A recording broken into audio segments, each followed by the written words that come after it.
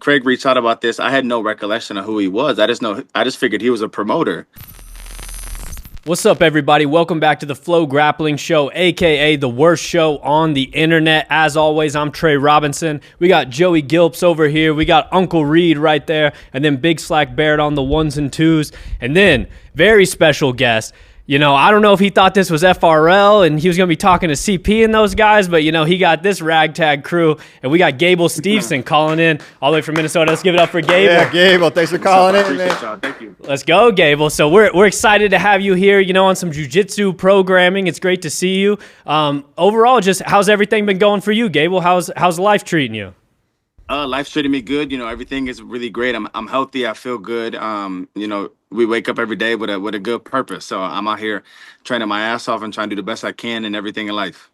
Right on. So obviously, you know, we wanted to bring you on to talk about your big match coming up on CGI, you know. Craig always has like a little ace up his sleeve. He always has something to make things interesting. And, you know, for this CGI 2, his big move that he announced and everything was that he was going to be doing a super fight against you in kind of like a main event of CGI. So I just kind of want to ask you, what was that initial like communication with Craig like? You know, did he reach out to you about it? Were you trying to like, did you watch CGI 1 and kind of wanted in on it? How did all that work?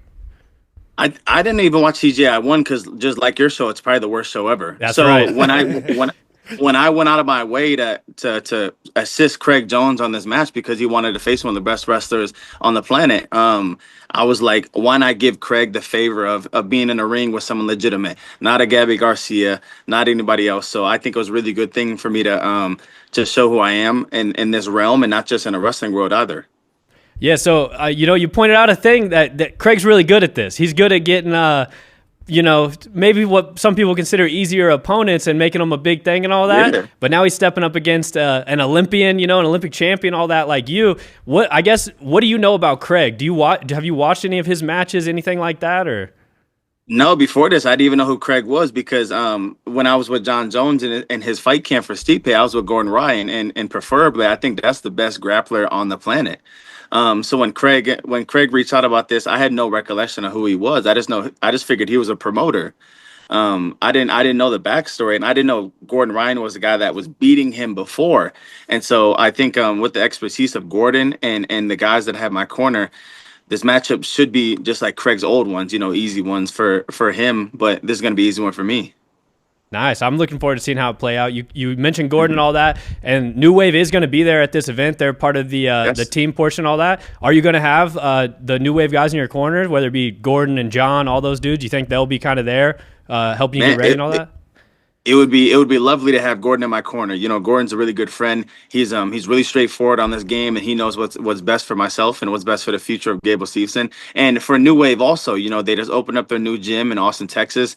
I'm planning on going very soon, and I think it's going to be a really big thing for jiu-jitsu, and especially jiu-jitsu in Texas too. So I think it's going to be really a great thing that he's got going on, and I know he's got Jason Ulf and a bunch of other high accoladed guys that are in that building too, and Craig does also. So I think jiu-jitsu is growing and in America and not just outside of it either.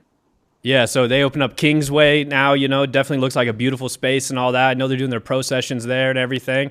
Really nice, yes. Open up to the public and all that soon. I want to ask you some stuff about jiu-jitsu versus wrestling while we got you here also. You know, there's always a little bit of a debate about it. I've always kind of been of the opinion that jiu-jitsu guys like wrestling more than wrestlers like jiu-jitsu. And, you know, I think it's because in jiu-jitsu, there's like, we don't really stand up. We like to pretend like we do some stand up, you know, like we know some takedowns and all that. But I'm wondering from your perspective, you know, what do you think kind of the difference between a jiu-jitsu guy and a wrestler is? I just to be 100% honest, I think wrestling, jiu-jitsu draws a really different crowd, and I think the crowd that it draws is guys that weren't successful in wrestling and want to go to jiu-jitsu, or were successful also and want to go to jiu-jitsu and lay on their back. Craig Jones. I think the difference between me going in jujitsu is I think wrestling is really, really hard, and you have to stay on your feet. You have to grind out matches. You have to have that will inside of you to finish matches. Also, in jujitsu, there's a lot of breaking spots where you can sit on your butt. You can maneuver in different spots. You can grab leg locks. You can grab hips. You can move around in different ways. And wrestling is just so hard to get to one spot and stay there like jujitsu.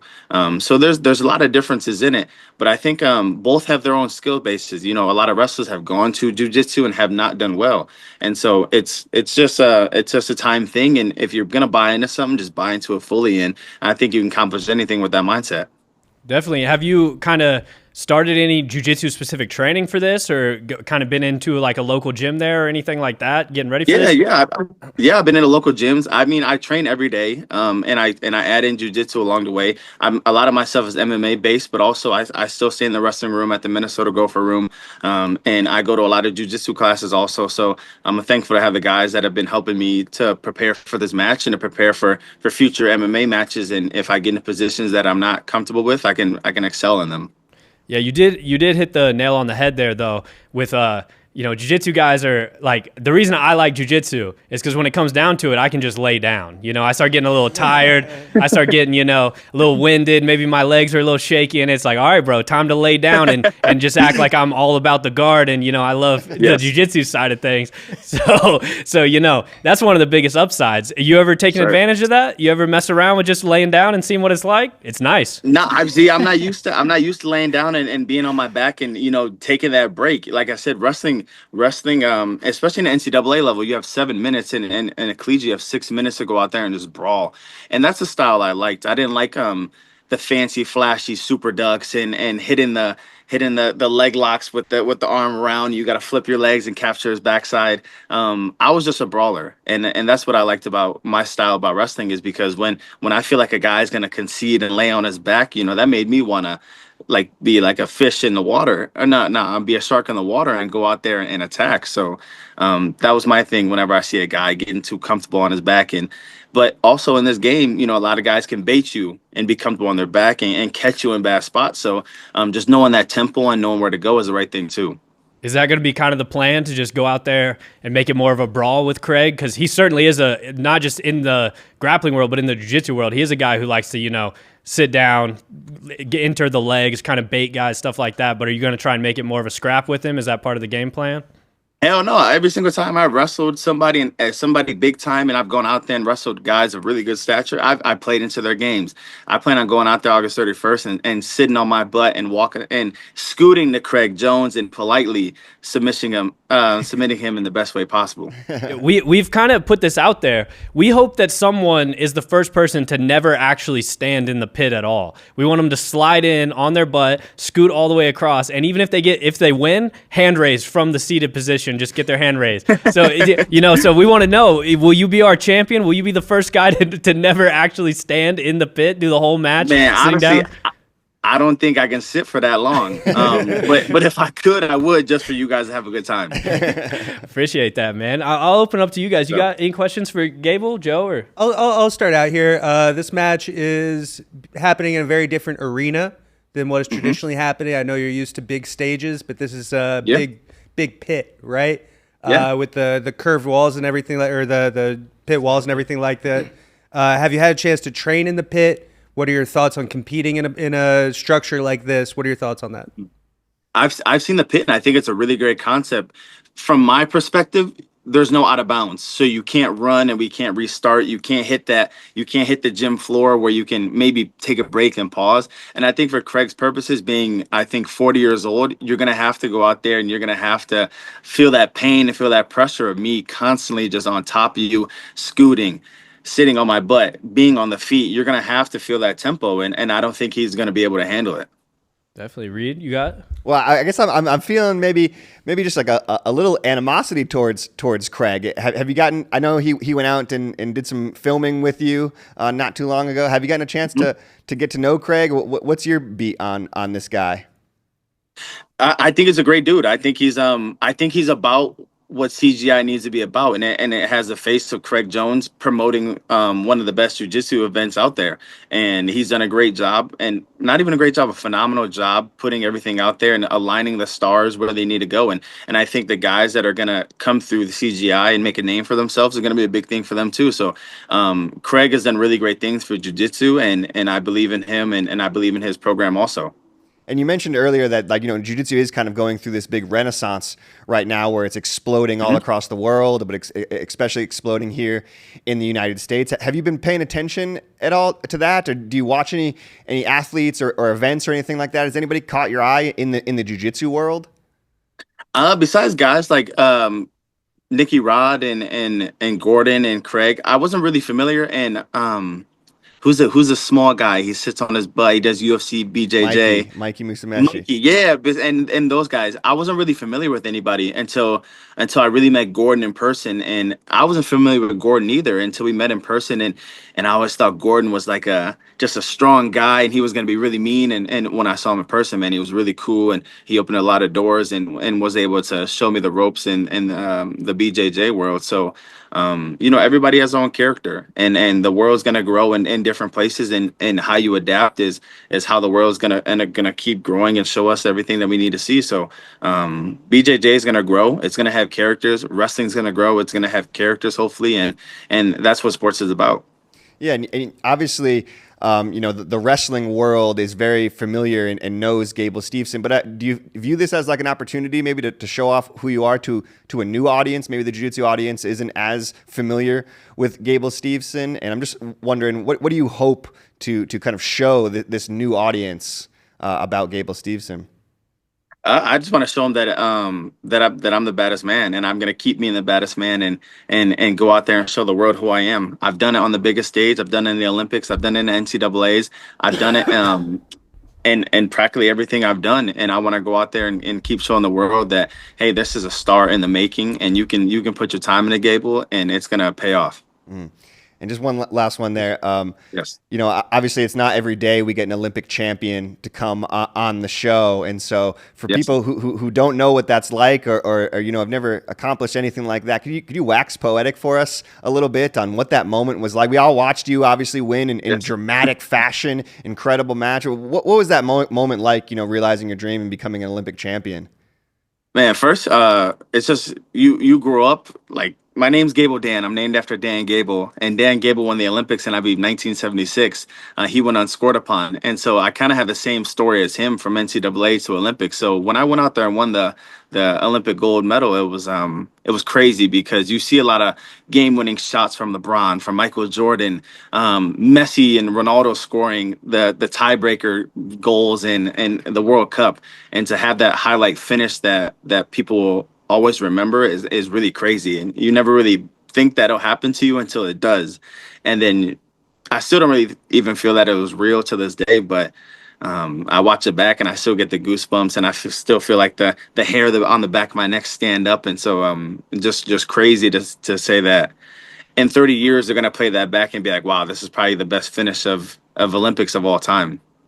Absolutely incredible. Just a couple more questions while we have somebody here who's achieved at the highest level. You talked about working out with Gordon Ryan. You talked about working out with John Jones.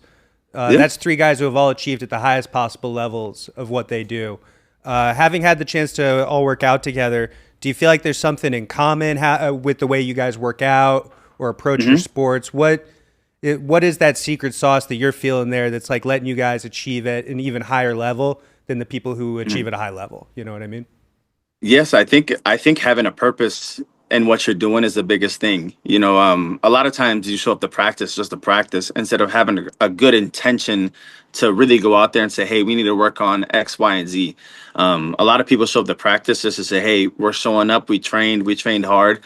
But instead, why not come to practice and say, hey, we're going to train hard, but also I'm going to keep my eyes and ears open to be around the best, to circle yourself soon to be the best, and have that connection to always call on somebody and be like, hey, I think you need to do this better. And I think we as a whole, as a group, need to do this better too. So I think whenever we got into that practice room, it was always asking questions. There was no ego. There was no Gordon's the best, John's the best. Let's have a 5-minute match to see who's really the best. It was always if Gordon scored a takedown, man, great job. I'm gonna learn from it and keep moving on. If John kneed me in the face, it was how can I not get kneed in the face the next time to make sure I can get to be the best. So that was where we all clicked, and there was no who was the baddest in the room. It was always, hey, 7 o'clock, let's be there and let's do an hour and a half, and after, if we had more time, keep going. And that's where we excelled, and I think that's where John and Gordon and myself gained the biggest ground throughout that camp. That's awesome. I think one thing I want to ask you about is because when we've seen wrestlers in the past go into a jiu-jitsu rules match, a lot of times the thing that holds them up is leg locks. Like that's the thing where they can often lose or get trapped or anything like that. You've been training or you've trained in the past with Gordon. You know Craig's a heavy leg locker. So I'm just wondering, did Gordon show you any leg lock secrets or anything, or have you kind of been diving into the leg lock game at all? What's that been like exploring that for you? Yeah, you got to watch out for them legs. Like we talked about in the first thing, they sit on their butt and they're sneaky with it. And Craig is really intellectually smart with grappling. So to be able to know his mind and see where he's going to go and kind of pinpoint when it is coming and when it's not coming is going to be the thing of that match. And I know he's going to look for it, whether it's the first period, second period, the third period, or the last 10 seconds. Just got to be ready for it. But Gordon did show me the way, and I'm still learning now. And I'm gonna, when it comes, I'll be ready to defend like I've done with every other move on earth. Definitely. And then another thing about this rule set specifically that I think this then switches it back over to be advantageous for the wrestler is 3 5-minute rounds. A lot of times jiu-jitsu guys need a long time, like unbroken, like 15 minutes, 20 minutes, whatever it is, to kind of just keep getting their game going and finally, set up those traps and all of that. But 3 5-minute rounds, that's more familiar with like the style you're used to, right? Like breaking it up and all that. So what do you think about this rules? Do you think that's going to be an advantage for you in this one? Yeah, I think it favors me because when that time comes, I know they do 15-minute goes and normal jiu-jitsu match, but 3 5-minute rounds is going to favor me heavy because you have a limited amount of time to try to capture someone as big as me. And being Craig, I believe he's 200 pounds, maybe soaking wet. It's kind of hard to dictate how much he's going to show up at. So you got to keep a guy like me on the ground and keep a guy like me off of you also. So it's going to be tough for him to grab that 15-minute long go and put it into 5 minutes and really think he can take care of what he can take care of. Gable, I want to ask you a question. Wrestling world is very small. Obviously, you still have a ton of friends from there. What was the response like from the wrestling world that you felt when this match was getting announced? You're doing this crazy thing with this crazy guy at this crazy promotion. What what do you feel like your peers in the wrestling world were kind of saying in that time? I didn't really check our look, but I think maybe some mixed opinions just because a lot of people want to see me keep trying for the USA, for the world team and the Olympic teams. But I've always been a guy that if opportunity comes, take it, because when you grow old, you want to say you've done everything and you've been to so many places that a lot of people haven't seen and a lot of places wrestlers won't go to. So mixed emotions. I mean, I get the feelings and I get how everybody wants it to be. Do I plan on wrestling again? Of course. I would love to go out there and make the Olympic team and make world teams and be the biggest superstar in every single aspect of my life that I can. But you got to try things just to see if you like it. And that's what I've been about. Yeah, you've obviously accomplished so much, in life. You've been a part of so many things. Like, I know you spent some time doing some NFL stuff, the WWE, like so many of these cool little side quests almost that like most people don't even get to do one kind of incredible thing like that. But you've been to the Olympics, done all this stuff. What is, at this point in your career and your life, what are your big goals? Do you have other things you're chasing and like still wanting to accomplish? Yeah, I would love to accomplish being in the UFC, and not just being in the UFC, just dominating and being a star and holding that belt and being able to be the guy that people look at and be like, wow, like he's done it all and he's the next big thing in this sport. But I also want to go back and maybe redo a lot of things and have a good way and a lot of the things that I've tried before. So yeah, it's hard. You got to pick some things. You got to take them and run with it. And some don't work out, but there are a couple of things that I do want to redo and make sure they turn out the way they need to turn out. So my eyes are always open. My eyes are moving. My heart's racing in many different ways. And I see a lot of things that are still burning, and I want to capture it all. That's awesome. Now I want to, this is kind of on topic, slightly off, but I want to ask you some other things too. One, now that you're a little more hip to Craig, probably like see his social media stuff and all that. Craig's a big party boy these days. Dude loves going all over partying. How do you think Craig's even going to make it to the match? This dude might get caught up in a Tijuana party and who knows? He might be in Colombia. You never know. Yeah. Do I think he's going to make it to the match? Of course, this is the biggest match of his career, and I hear he's going to even try to retire after this match. But it's a sad thing that you got to retire losing to someone that's never done anything in your sport. And that's going to be the hardest part for him. So if he wants to go to Thailand and hang out with who he needs to hang out with, if he wants to go to Colombia and do his thing, Ecuador, Peru, Spain, it doesn't matter. I mean, you can go where you need to go. You can dye your hair pink, you can dye it white, you can dye it green, you can dye it blue. I'm still going to show up and do my thing, and he's going to show up and hopefully make it to the match that day. Definitely. And then another thing I want to ask you about real quick, is the Olympic Village. What's that vibe like? As a fans and stuff, we don't get to see a lot of that stuff. You got any crazy stories from the Olympic Village? We always hear little leaks here and there. No, so in 2021, Japan was still big on COVID, so we didn't have an Olympic Village, so we were stuck in a hotel. So those stories may never be told for me. Ah, dang, man. Well, we got to get you to make another Olympics, so then you can come back on. You can give us the inside scoop on some of that and everything. We gotta get the CGI maybe we'll see. Going. Yeah, the CGI Village. Yeah, I don't know if you want to see that village. Yeah, be a couple of unsavory characters in there. Jiu-jitsu guys can be kind of degenerates, so I don't know. They might burn down that village before it even gets started. Right. Actually, we were talking about Craig with the pink hair and with partying with people all over the world and all this. I don't know if have you seen his match with Gabby Garcia? Have you had a chance to go and watch it? If you did, no. Okay, so I get to break some news to you. In that match, he was not wearing what I would call regulation gear. He came out wearing the Speedo, right? The Speedo. If he pulls this out, is this going to be psychological warfare? How are you going to feel if he comes out there in a Speedo trying to compete? I'm whatever Craig wants to wear, I'm cool with. I'm cool if he wants to be on one side or another side. It doesn't matter to me. As long as he shows up, he can show up with anything he wants to wear. It's not a problem. And I'm gonna keep saying it. If he wants to come and do whatever he wants to do, if he wants to come oiled up, it's cool. It's not a problem. My money is on. I think he's going to wear a singlet. I think he's going to dress for the moment. He's going to kind of pander. That's going to make me more infatuated with the match. Then yeah. All right. I might look at him and be like, wow, he really looks good this time. Yeah, finally. So I think with CJI, it's there does seem to be some creative freedom with all the athletes. Craig's talked about the big entrances. For the team stuff, he's talked about it's more of a Royal Rumble vibe. Someone's music hits and then boom, here comes Giancarlo or some of these other guys. I'm wondering, you got any big plans for a walkout or anything? Are you getting to do anything sick on that end, or is that something you've been able to think about at all or anything? Nah, no big plans, but I always keep some up my sleeve and I always keep a surprise. Now that you did bring it up, I might have to actually put something together, but right now I got nothing. But it may come. That would be sick. What you Reed? You got anything else for Gable? If there was a 1-to-1 clone of Gable Steveson, could you beat yourself in a wrestling match?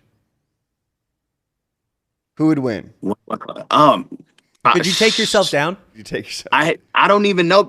And man, if I can give you an honest answer, I have so many things, so many attributes about myself that I'm still getting to with the age that I am. So I'm not sure. That's a hard question, but no, probably not. There's too much about me. There's too much about me to figure out. It would be too hard. Oh yeah. Have to game plan for. Okay. What about you versus you, a direct clone in a jiu-jitsu match? You think you'll be able to sneak out a submission on yourself? Yeah. Even I don't even know. Probably not, because if I can't do it in wrestling, I can't do it in jiu-jitsu. So I gotta say no to everything. Got to take him down first, right? Yeah. Facts. So when you think about this match, Gable, when you visualize it, and I know you probably don't want to give out too many of your secrets, but I'm just wondering how you envision it going, or where do you think you have the biggest advantage over Craig? I envision just a technical superiority over him. And I'm not talking about points. I'm just talking about beating him in every single position possible that is known to mankind. He's gonna be really shocked at how how fluid I am in this game and how great that I can be in this game. And I think after him, I might gradually move up the ladder and beat everybody else too, and be the crown of jiu-jitsu myself, because if Craig Jones can do it, anybody can do it. Well, that's awesome. So you're even thinking about maybe taking some more jiu-jitsu matches in the future. Yeah, and if he wants to, if I beat him and he doesn't want to retire and he wants a round 2, I'll gladly accept the match, because it'll only make things bigger, and it'll make Craig Jones Invitational bigger than it ever will maybe possibly be, because I don't know another person that you can put in that event to make it this big. That would be incredible. I think the jiu-jitsu world would only be better for having Gable, taking more matches and all that. So we look forward to that for sure. The other thing I want to ask, I brought this up at the beginning. Jiu-jitsu guys, we pretend like we're doing takedowns. We every now and then we'll just do a little uchimata and act like we know some judo, all that. But if you had to give some advice for all the jiu-jitsu people out there, what's the takedowns that you think jiu-jitsu guys should just start locking in on? And you got maybe 3 or so takedowns where it's if you want to up your wrestling game, this is what jiu-jitsu guys should dive into. I think with the stance and how the posture is, a lot of them guys stand up really high. And I noticed a lot of guys been doing this, maybe a high single and then running the pipe, or 2-on-1s, underhooks, moving guys from there. But that's all wrestling things, and it's hard to learn. Like I said, wrestling is really hard to gravitate to if you haven't done it. Do I think a jiu-jitsu guy can learn this stuff? Yes, of course. But I think those three things would control the match and keep guys on their heels. Definitely, yeah. All right, I gotta dive into those. I play around. My go-tos are the uchimata, because it's kind of like a little lazy, high posture thing, and then that John Smith low single. Those are my two, because you can't get guillotined really off that low single. But no, but if a guy's really good, you get that John Smith, and he can flip over and kick your arm and kick out. So true, just something you got to worry about. Well, I hadn't made it that far yet. I hadn't thought about that. Yeah, I'll level with you, Gable. Nobody in wrestling is really, or nobody in jiu-jitsu is really doing that yet.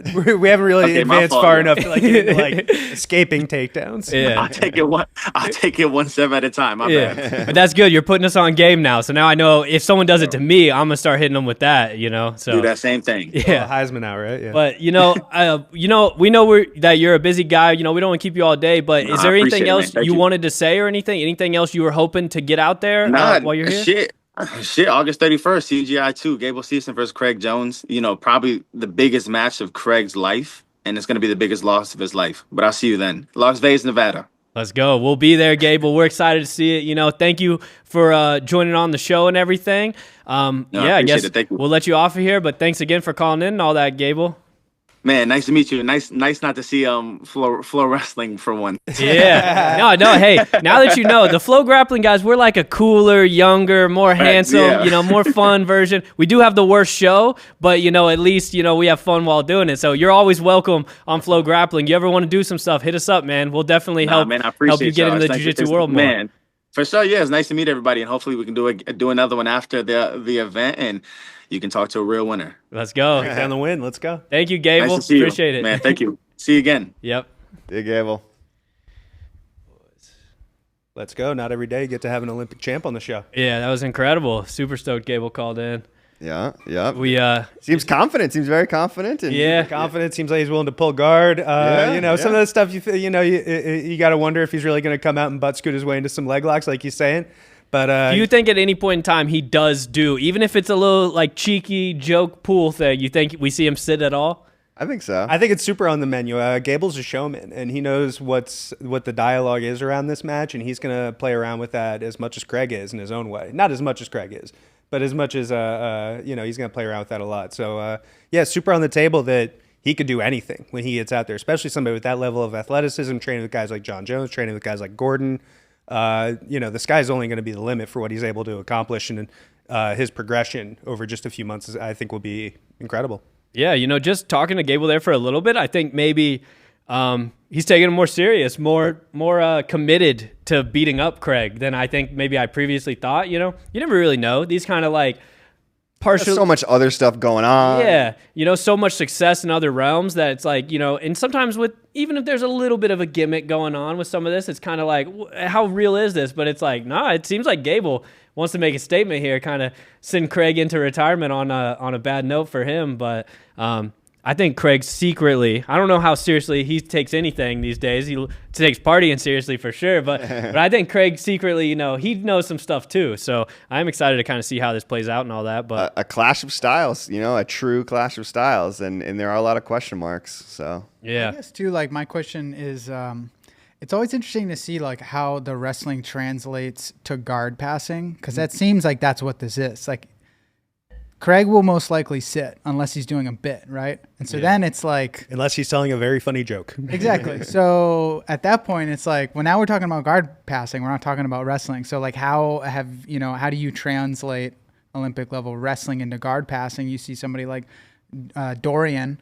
He's really converted his wrestling style into passing, but they're not the same thing, Yeah. So. I also have a feeling that like, obviously Gable's a big dude, Yeah. and I also just would guess like that Gable's the type of guy, like, people who have grappled their whole life. Like I know recently we talked about Wagner and it's just like, dude feels like cement. All these guys feel like cement. I'm feeling Gable also feels like cement. Impossible to move. Yeah. Like when Immovable object. yeah. And that's like, dude, you come across a wrestler in the gym and it's like, even if you get all your stuff set up and you're feeling good and then you go to like off balance and it's like, whoa, dude, what's this guy like? This dude's just a rock. Like wrestlers have just insane bases, they're not lazy, to be honest. That is like a huge difference maker. He's going to be cooking for 15 minutes every second of the match. Like he's going to be on, So yeah, I don't know. Craig sits down, plays a little supine guard. Gable starts getting the angles and stuff. It's like, how do you stop a guy that big, that athletic? That's another thing. Gable's like, he's not just one of the biggest, best heavyweights ever. He's like one of the most athletic wrestlers The most ever. athletic heavyweight Doing those ever. I don't think backflips. that's even a question. Yeah. For guys who achieved at the highest level, there's Gable, there's a significant gap, and then it's him. Yeah, It's so second place. Yeah. So I don't know. He's definitely gonna it's push like the pace and Gable pins you in side control. Like you're not getting up. Or chest to chest. You're like not Craig buggy plays choking a lot of him. half guard. Like what if it's chest to chest and it's just putting his weight on it? Yeah.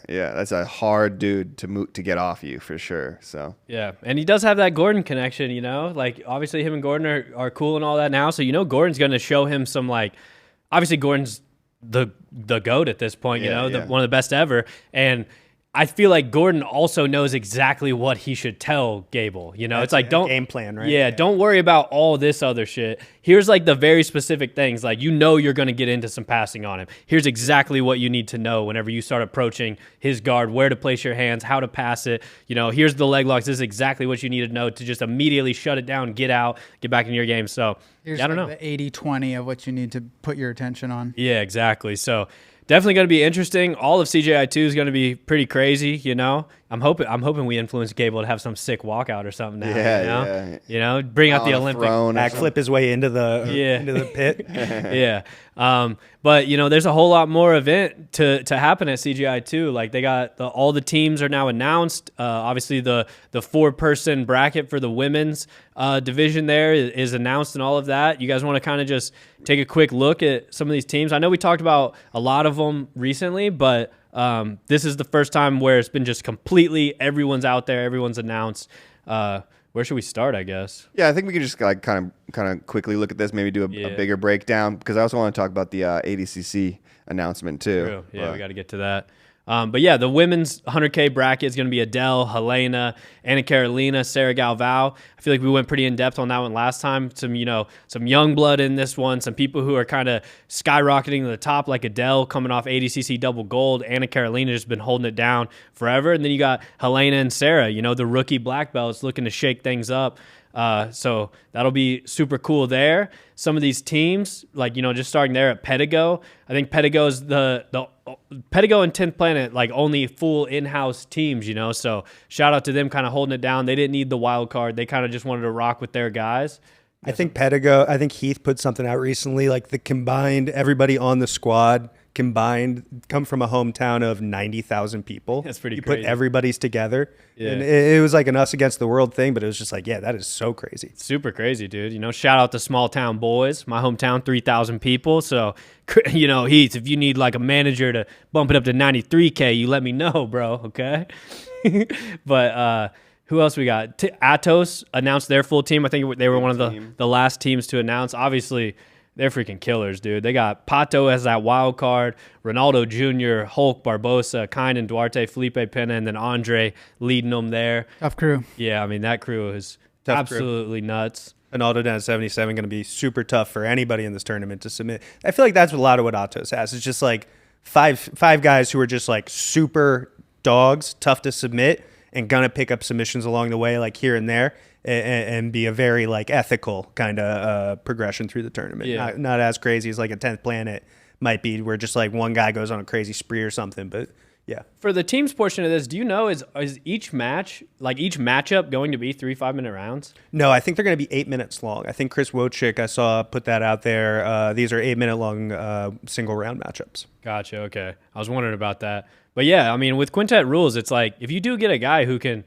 just stall certain people, not stall, but like get a draw. Like not be Ronaldo, submitted. Ronaldo's going to fight his ass off, but like who's tapping out Ronaldo Jr. in 8 minutes? Like 2 or 3 people in this tournament maybe have that shot. Yeah. Genuinely.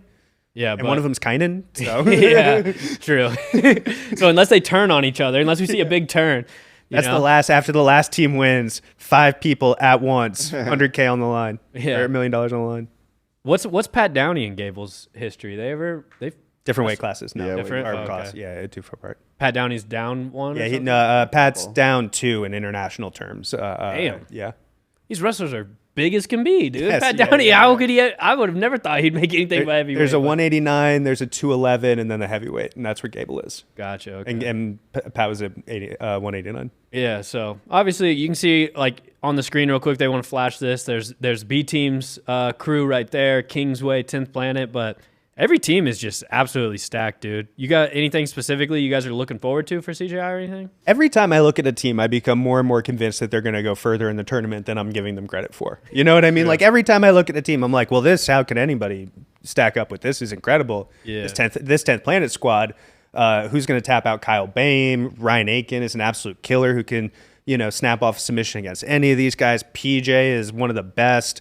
All these guys, Gio's an OG who's pulled off some incredible. Who shines more in a quintet than a guy like Gio Martinez? You know what I mean? Yeah. So just like every time I look at one of these teams, I'm just blown away at like the squads. I'm just so stoked about like because I think we're gonna see some really wild matches. You know, like we're gonna see like Fabricio Andre versus Nicky Rod. And like Mika versus Kyle Bame and stuff. Just some really wild matches that like you would not normally ever get to see in a traditional jiu-jitsu tournament or anything like that. Like. Yeah, we're just Owen Jones versus Victor Hugo is a potential match that could happen, So it's like there's just so many matches like that CGI presents that no other jiu-jitsu tournament really presents. So that's what I'm most excited for, is just seeing these kind of wild matches. Yeah, it's definitely going to be a sick one. We'll be out there. It's going to be dope. I'm excited to see it in person, all that. Hopefully make some cool stuff.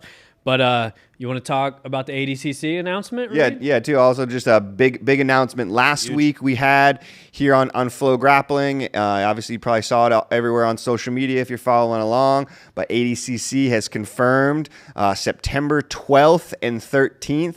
We will be going to Krakow, Poland for the 2026 ADCC World Championships.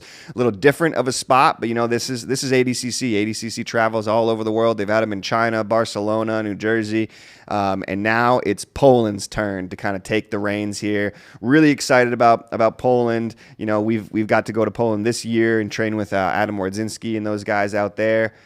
And just a huge community of combat sports in Poland, huge community of jiu-jitsu and jiu-jitsu black belts in Europe. I think they have the most jiu-jitsu black belts in Europe. So we're just a really big opportunity for a place like Poland, for the jiu-jitsu world now to descend on there. But I don't know. What do you guys think? I mean, I think it's sick for sure. Like, obviously, it's cool having ADCC in Las Vegas, fight capital of the world and all of that. But I do like that aspect of ADCC, that it kind of does go all over. And, the 2 ADCCs I've been to working for Flow and stuff have both been in Las Vegas. So it's cool to, like, now see what's an international one look like. I think Poland is a good choice when it comes to, like, where's the current, not maybe like the meccas, because obviously that would be like, Las Vegas is a great place for that, just because the whole United States can Texas or California. Yeah, Brazil obviously would be crazy.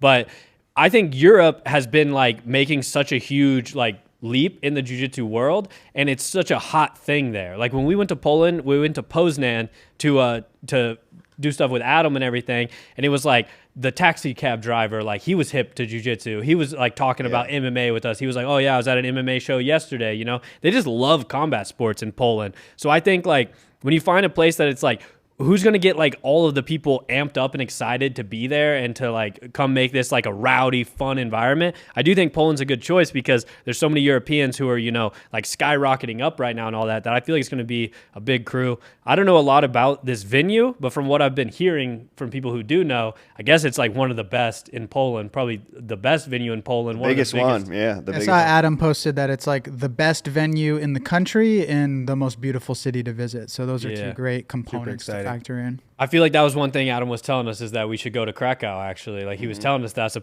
cool place to visit, and so now we're going to get to, for sure. But I would have never thought Poland would be one of my most visited countries. You know? That'll be, for this ADCC, this will be the third time I got to Poland. Went to Koszalin, then Poznan, now Krakow, kind of worked my way up. Maybe eventually Warsaw.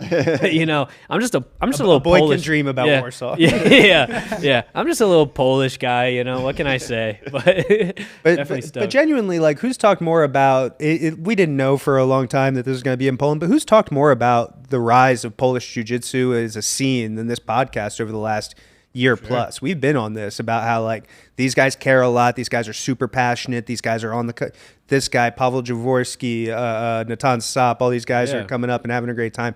Man, we've been saying, if you've been listening to this podcast, we've been saying that Poland is one place that jiu-jitsu is thriving. And it's no surprise to see that it ended up there. You know, Reed, you've been around a long time. I've been around a long time. I kind of miss that it would go around the world like that. You know what I mean? If the Olympics were in the same place every 4 years, I feel like it wouldn't be quite as cool. It is cool that these Olympics are going to LA and these Olympics are going to Paris and these Olympics are going all around. Yeah. And I like this aspect where you get to go to different places and see, like, okay, maybe this area, maybe, you know, China was actually into jiu-jitsu as much. But, you know, then we're going to go to this place and it's going to be amazing and everybody's going to love it. Yeah, I've always said that I loved the 2017 ADCC that was in Helsinki, Finland, or Espoo, Finland, just outside of Helsinki, because it was just like the entire jiu-jitsu community just descended on this little town in population 200, jiu-jitsu population now 250 on top of that. Yeah, exactly. So it was just like everybody who was anybody in jiu-jitsu was in this little town in Finland at this one point in time. So it I don't know, it just really bonded everybody together. I feel like it was just like a fun place to be. So yeah, I'm definitely excited to go back out on the road internationally and see what the Polish jiu-jitsu fans have in store. But, you know, I know this is going to be a big show, that the guys running ADCC always have big plans and always have some big aces up their sleeve, and this one will be no different. This is going to be a huge show, so really excited. And the first trials, right, is coming up here soon, and that one is going to be in Warsaw, right? So a little tester there in the Polish scene. But yeah, Polish is deep with jiu-jitsu athletes that are sick. Like, obviously you mentioned some of the deep cut ones, and then there's like Mateusz Szczynski. Yeah. We got to get Adam Wardzinski, dude. Yeah. We got to get Adam Wardzinski. Got to get an invite somewhere in the mix. Yeah. Right? Even just as like a master of ceremonies or something. Well, I also think he's such a funny master of ceremonies. Just like, hey guys, so we're here. Fights are starting. Yeah, I'm excited to see it. I'm super excited to be here. And I do think that there is a big opportunity for a lot of these European grapplers to get last-minute invites and things like that if somebody misses weight. You know, in Vegas, we had access basically to the entire jiu-jitsu world. If somebody missed weight or if somebody last-minute gets hurt, you know, anybody could slot in. But now when you're over in Poland and somebody last-minute gets hurt or doesn't make weight or whatever, we don't have access to all of the grapplers in America. So now suddenly, I think a lot of these European and Polish grapplers, if they stay ready all the way up until September 12th, it's very possible that some of these guys can get these kind of last minute invites and we can see, you know, a bigger European representation at the World Championships. Definitely. Stay ready. Yeah. Is it worth noting as well? I feel like it's been said by like Mo and them, but like obviously CGI 3, if that does happen, is not going to be like counter programmed against this, and it's going to be different weekends and everything. Yep. Exactly. They tied the bandanas together. Yeah.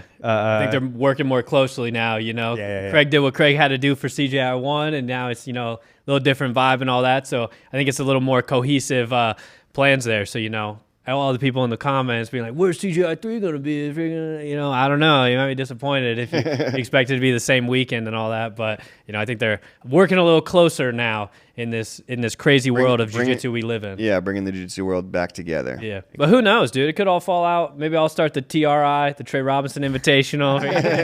No, I'm kidding.